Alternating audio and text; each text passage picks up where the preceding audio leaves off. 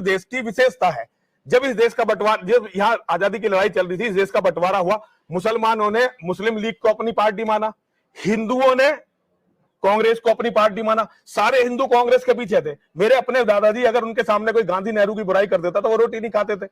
लेकिन आज की नौजवान नस्ल जानती है ना कि नेहरू ने क्या किया, गांधी ने क्या किया। इन दो आदमियों की गद्दारी के कारण 100 करोड़ की कम्युनिटी के पास अपना देश कहने के लिए 1 इंच जगह नहीं है। जो विचारधारा आज गांधी के बारे में हम सोचते हैं, कल को हो सकता है आप लोग मोदी जी के बारे में बात करें। इसमें क्या बड़ी बात है? क्या बड़ी बात है इसमें? हिंदुओं को हमेशा हिंदुओं ने मारा है, कोई मुसलमानों ने थोड़ी हमें जीत लिया है। इस लोकतंत्र में मुझे क्यों नहीं अपना विचार रखने का अधिकार है? क्यों दूसरों को सबको है, मुझे क्यों नहीं है? सुशांत ये बताओ ना। पूरा अधिकार है, पर मैं ये कह रहा हूँ कि जैसे मैं अपना एग्जांपल देता हूँ, आपको छोड़ देता हूँ। मैं कहता हूँ मुझे बतौर हिंदू अगर ये बुरा लगता है कि कोई एम.एफ. हुसैन जो है वो हिंदू देवी देवताओं की नग्न तस्वीर बनाए, वैसे ही किसी मुसलमान को बुरा लगेगा कि कोई स्वामी जी बैठकर ये बता रहे हैं कि पैगंबर मोहम्मद क्या थे। भाई उसने पढ़ा अपनी किताब में। सुनो, मैं लोगों को यही तो बताना चाह रहा हूं कि ये पैगंबर मोहम्मद के जितने भी अनुयायी हैं ये वही करेंगे, क्योंकि उनको वही करना है। पैगंबर ने जो किया, मोहम्मद ने जो किया, वही करना सुन्नत है।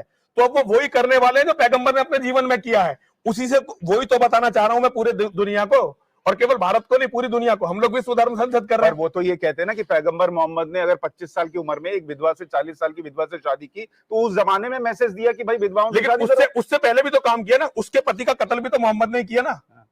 अब ये मेरी जानकारी में नहीं, ये मेरी जानकारी में है ना, मेरी जानकारी में है ना, मेरी जानकारी में है ना। अब देखिए ये असल में मुझे मना किया गया कि मैं और मोहम्मद के बारे में ना बोलूं, लेकिन अब आप बुलवा रहे हो तो मैं बता रहा हूं आपको। देखिए क्योंकि डर नहीं है। बच्चों का कत्ल करवाया मोहम्मद ने। मोहम्मद मतलब बस मोहम्मद ही था। मोहम्मद ही था बस।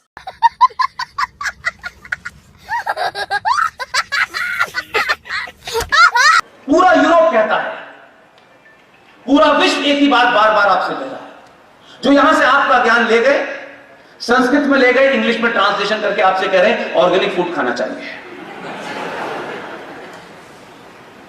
हमने अपनी गैर जिम्मेदाराना हरकतों से अपनी इतनी महान सभ्यता को बौना समझ लिया और बौनों को हम महान समझ बैठे हैं। लिहाजा आपका प्रधानमंत्री शपथ लेके बैठा है। हम में से तो किसी ने किसी चीज की शपथ नहीं ली है यार। हम घर से निकलते वक्त अपने आप को इतना पॉलिटिकली करेक्ट रखना क्यों चाहते हैं?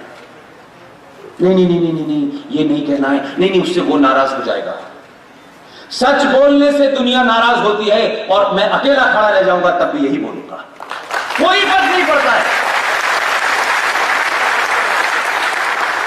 हम ना किसी पार्टी के हैं ना किसी संगठन के हैं, ना आपको एक कप चाय पिला सकते हैं।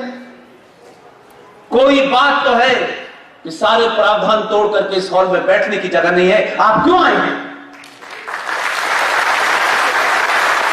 नेताओं को भीड़ चाहिए होती है, ट्रकों में बसों में भर के आती है। आप सब लोग अपना बहुमूल्य समय अपने पैसे से यहां आए। आप सबके अंदर कोई एक आग है जिस आग को आप बनाए जलाए रखना चाहते हैं। हिंदुओं की मुझे एक किताब बताओ जो ये कहती हो कि ये आदमी अगर तुम्हारी तरह से पूजा नहीं कर रहा तो इसका कत्ल कर दो। हिंदुओं की मुझे एक किताब बताओ जो ये कहती हो कि चाहे मैं कितना ही पापी हूं, लेकिन मेरा कत्ल करके मेरी औरत छीन लेना ये तुम्हारा अधिकार है। एक किताब बताओ। मैं पापी हूं, मेरा वध करो, मेरे परिवार का कोई लेना देना नहीं है, और मेरी संपत्ति जो मैंने पाप से भी कमाई है उस पर भी अधिकार या तो राज्य का है या मेरे बच्चों का है। क्रिश्चियनिटी जो है चोरों से और डकैतों से शुरू हुई थी, ठीक है। आज क्रिश्चियनिटी में जो मानवीय भावनाएं हैं, हर किसी को उनका सम्मान करना चाहिए। उन्होंने जो करके दिखाया, आज वो पूरी दुनिया से लोगों को बुला के अपने यहाँ पढ़ाते हैं। आज हम क्रिश्चियनों की दुनिया में रह रहे हैं, लेकिन इस्लाम एक ऐसा मजहब है जो 1400 साल में और ज्यादा क्रूअल हुआ है, जो और ज्यादा खतरनाक हुआ है, डेंजरस हो गया है।